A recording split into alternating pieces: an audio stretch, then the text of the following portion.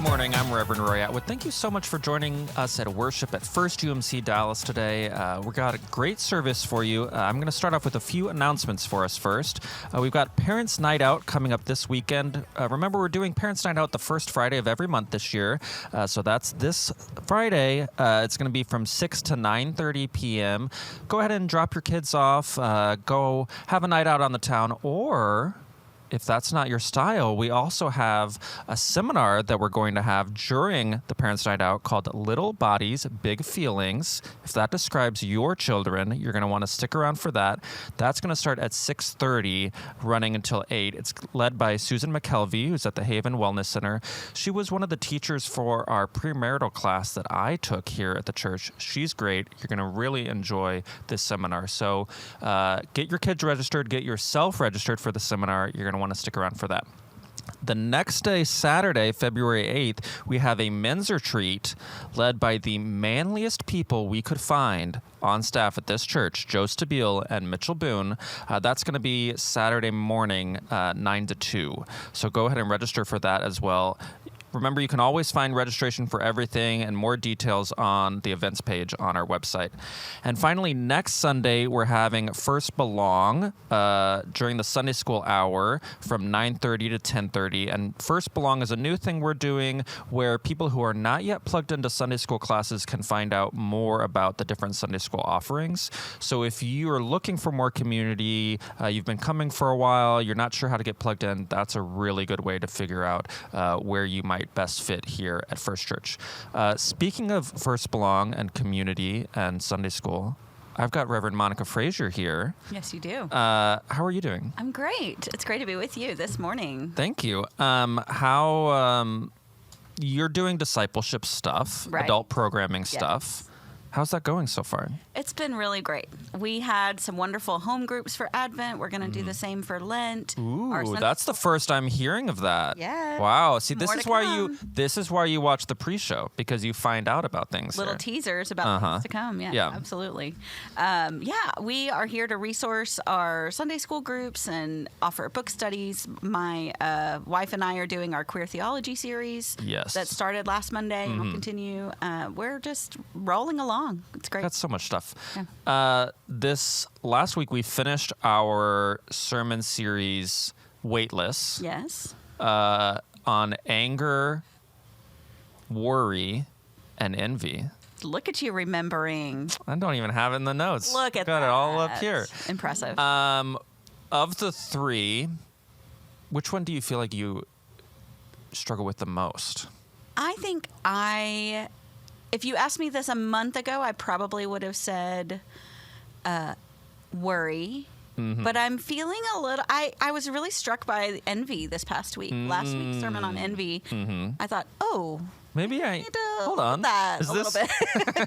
It's the worst. Yeah. It's great when you know a sermon is about someone else. It's terrible when you know the sermon is about you. Absolutely. Yeah, no. He does such great, Pastor Mental does great sermons for everybody that needs to hear it. And then you're like, this one might be me this week. That one might be about me. Yeah. So that's where I've been thinking this week.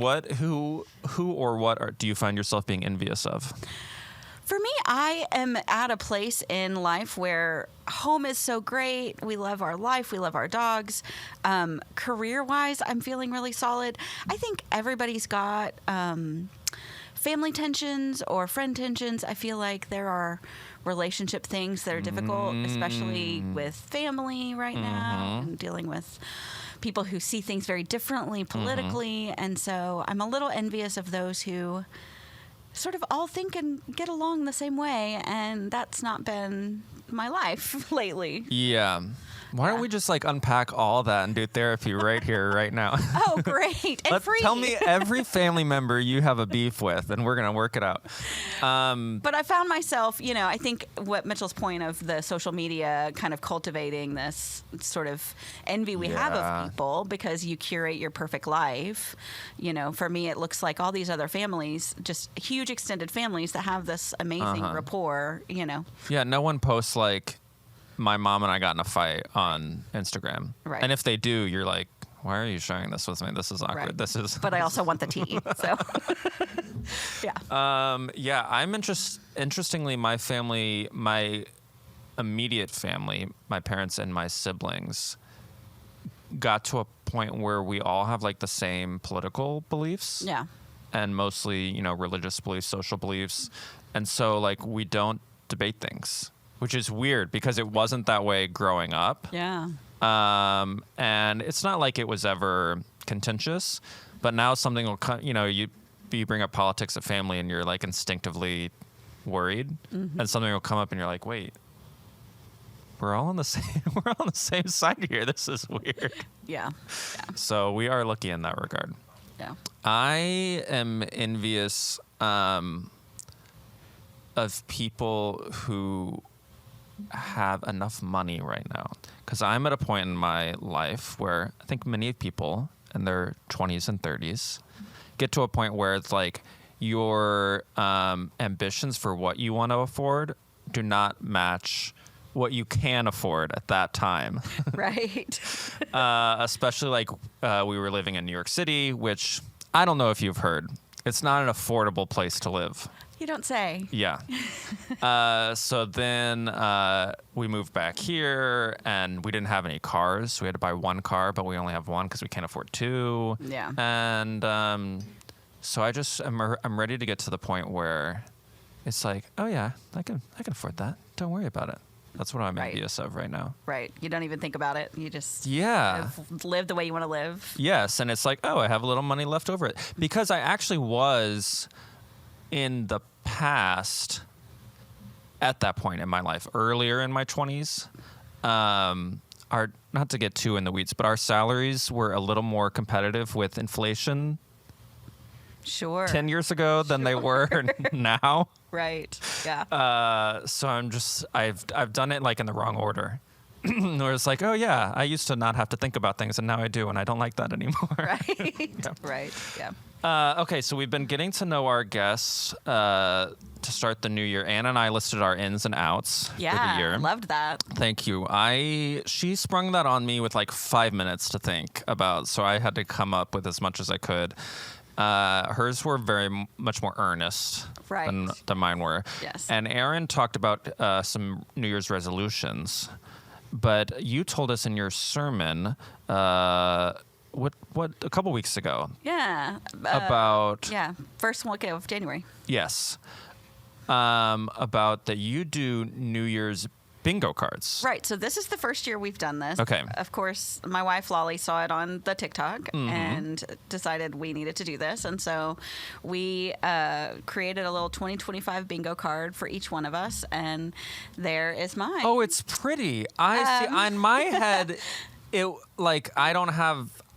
I'm just so black and white that it was just like, I thought it was not going to have color. Check off, of course. Right. No. So we spent a little time at New Year's doing this and trying 12 new recipes where we've started working our way down that. We've gotten 3 so far. Oh, you're going to check that one off. No that'll problem. be easy. I have to finish one more class for the ordination requirements. Oh, gosh. All the T-shirts of my life have been cut into squares, but have not been made into a quilt yet. Now, is this yours or yours as a couple? This is mine specifically. Oh, yours specifically. And then Lolly's got a separate one. So read more books and spend more time by the water. And where are you going to spend time by the water? I don't know. People keep offering us houses to go and stay in, and we just take advantage of that. People offer you something to. Right? Yeah. Yes. There was.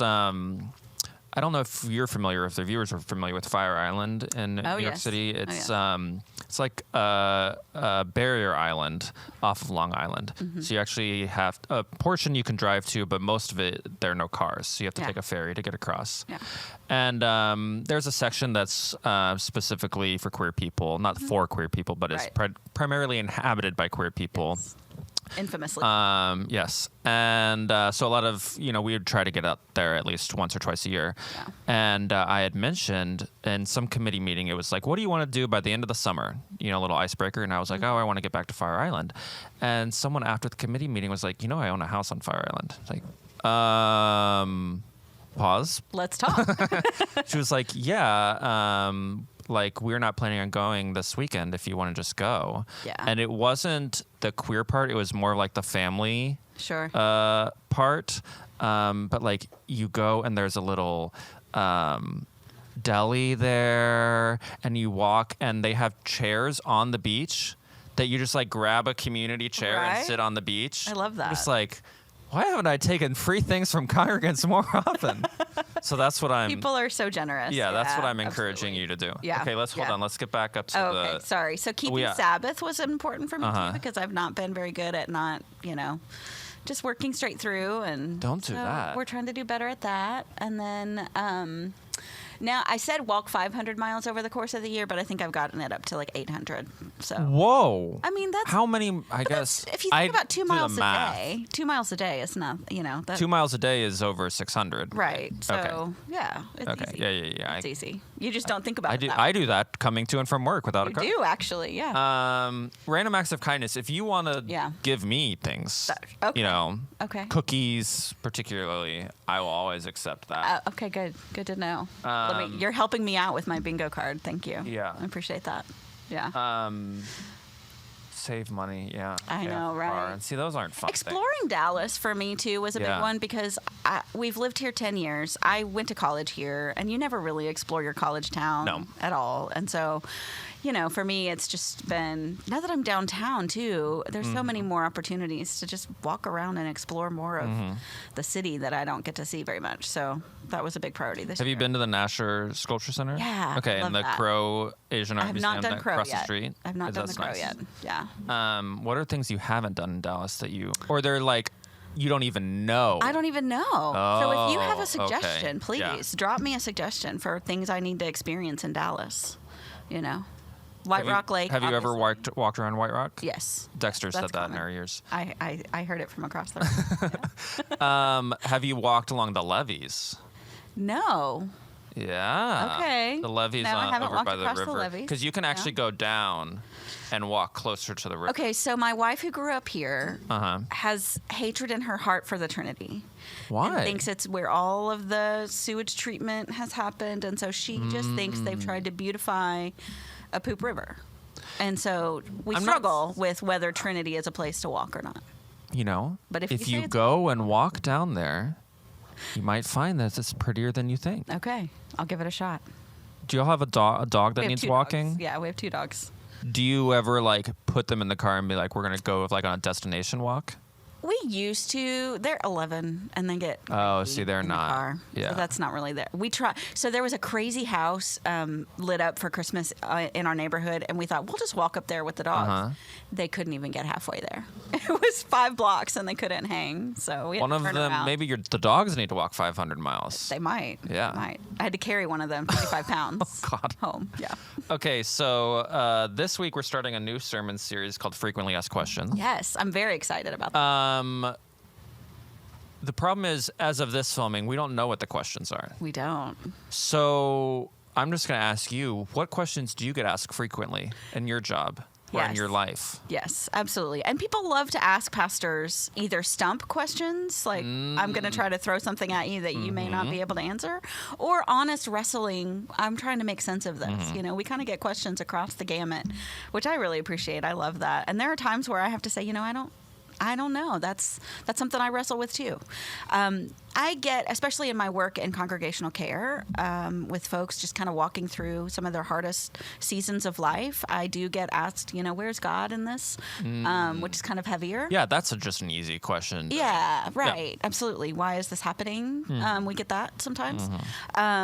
We also get, funny questions like, why do y'all wear those robes? Or why do we process in? Where did that come from? And little habits that we have and traditions that we have and where those came from. That's always I know fun. people ask because Anna and Elizabeth are both deacons, so they wear the Yes. sideways robes. So Right. sometimes people think, or the sideways stole. Yes. So sometimes people think that's the female stole. It's not, And it's though. not. They Right. just happen to be Deacons. deacons. Yeah. And it was from when Jesus tied a towel around his waist and washed people's I feet. didn't know that. That's what it signifies. Something that you learn. Okay, so There it we're is. all going to be learning things for this series. We hope you enjoy the Frequently Asked Questions series. As always, if you want to stay in touch with us, you can do that by signing up for our email newsletter, following us on social media, and the website, particularly the events page, as I said. So we hope that you enjoy this worship service. Thank you for joining us today. Let's go.